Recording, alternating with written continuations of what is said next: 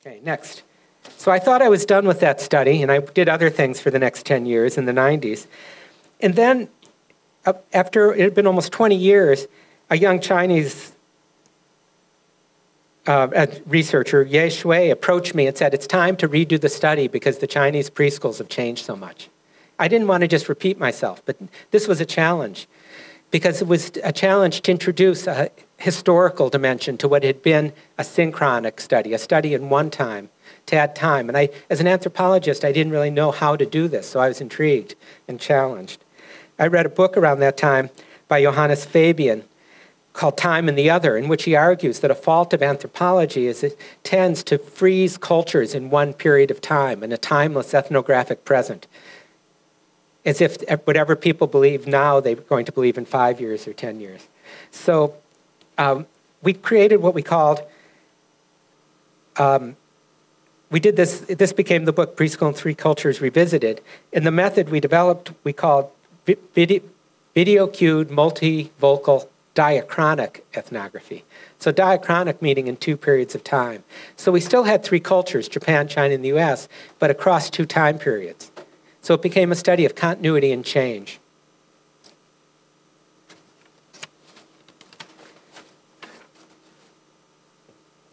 And so the method we did was to go back to the original 3 preschools. So I came back to Komatsudani with new colleagues, Mayumi Karasawa and Ye Shui this time, and they each brought graduate students. We went back to the 3 preschools where we videotaped in 1985. So we went to Komatsudani and we repeated making a video again in the 4-year-old classroom. We then also showed the preschool staff their old video. So we enlisted their help in the interpretive process. We said to them, looking at your old video, what would you say has stayed the same and changed? And we also videotaped in a new preschool in each country. And we chose one that represented a new direction. Like we went to Shanghai in China because it was seen as being a hub for the development of a new kind of economic and educational model. So let me show you a scene from the new video. This is 20 years later. This is 2003, back at Komatsudani. You probably weren't expecting to see, you didn't come here expecting to see anyone peeing, did you? So let me explain why this scene is here. So 20 years later, at Komatsudani, instead of the kids just spontaneously going and grabbing a baby in the morning, one of the teachers, the only male teacher, Nogami, instituted a policy of saying every day 5 of his 25 kids, on Monday, 5 of the 25 5-year-olds would go down to the nursery and spend an hour after lunch with the babies and toddlers. So the kids put on an apron and they go downstairs.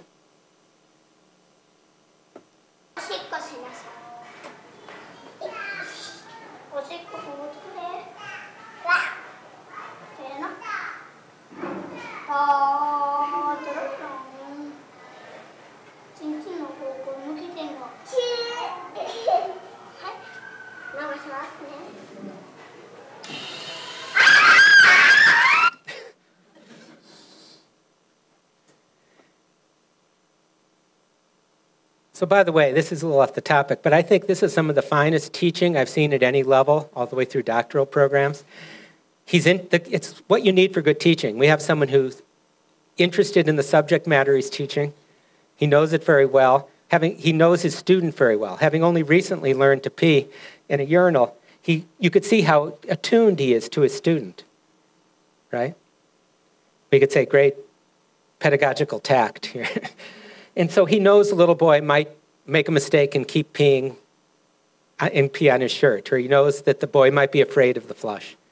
So when we showed this video to the teachers at Komatsudani, they talked about, again, how this importance of tatewari kyoiku and omoyari, and that kids who don't have younger siblings, and especially boys, may be at risk of not developing the kind of empathy which people maybe developed in other ways when they had larger families and they were out spontaneously in the community. So I won't have time to get into the findings other than to say China changed a lot in those 20 years. So the China chapter is very much about change. Japan, on the surface, had political changes, like the development of the Kodomo-en policy and the tensions between attempt by the ministries of education and child welfare to merge the two systems and how badly that was going. So there was, on the surface, there was change, but at the level of pedagogy, we saw great continuity in Japan.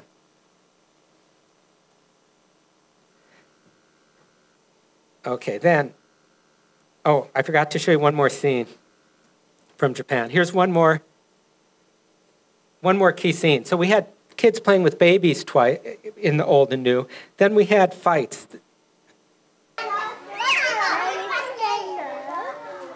So a group of girls fighting over a teddy bear.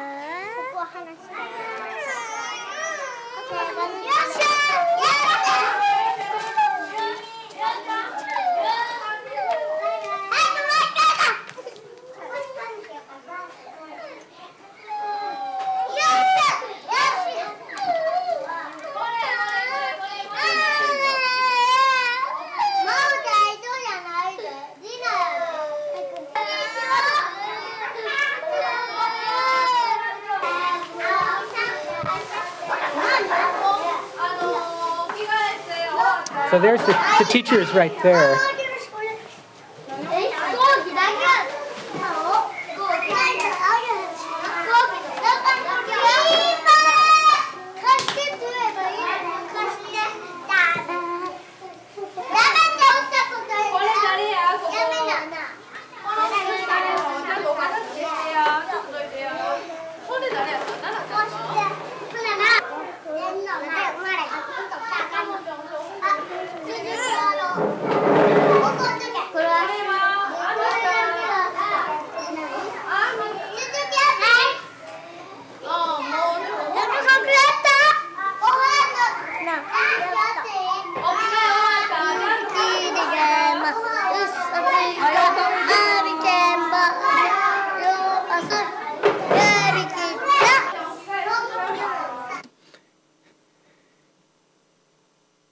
So many Americans and Chinese who watched this were very critical.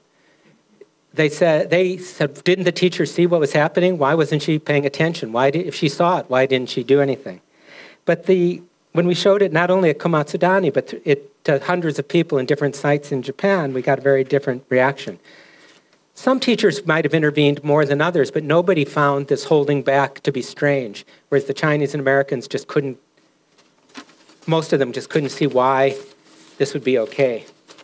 When we showed this to the teacher, Morita Chisato, here's what she said. When there's a fight among children, I watch and wait, mimamoru, and try to decide if they're really attempting to hurt each other or if it's just rough play. If it looks like it's getting too rough or might get out of control, I tell them to be less rough. But I don't want to tell them to stop. I want the children to learn to be strong enough to handle such quarrels. I want them to have the power to endure.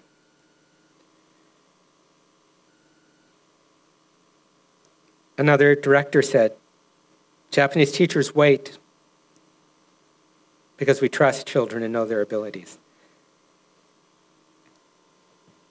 So we used this concept of implicit cultural practices. In the implicit, we mean these are not, for the most part, written down in textbooks or in Monbusho, or it's no longer Monbusho, but in or Koseisho guidelines, and yet we find a great deal of continuity of this practice. So how does it endure? And so Akiko Hayashi, who was my student, she came on the project as a graduate student and ended up doing her dissertation on reanalyzing this material. She wrote this in her dissertation. I said, and she's here with us today. I suggest that in most cases when Japanese teachers talk about mimamoru, they do so not because they were taught to do so or because they consciously intend to do it, but because it seems like the right thing to do. These actions are more usefully thought of as cultural schema or forms of embedded logic than as conscious pedagogical strategies. By calling these practices implicit, I'm emphasizing they're beliefs and practices widely shared and passed down from generation to generation without needing to be codified or explicitly taught. Okay, so that was Preschool in Three Cultures Revisited.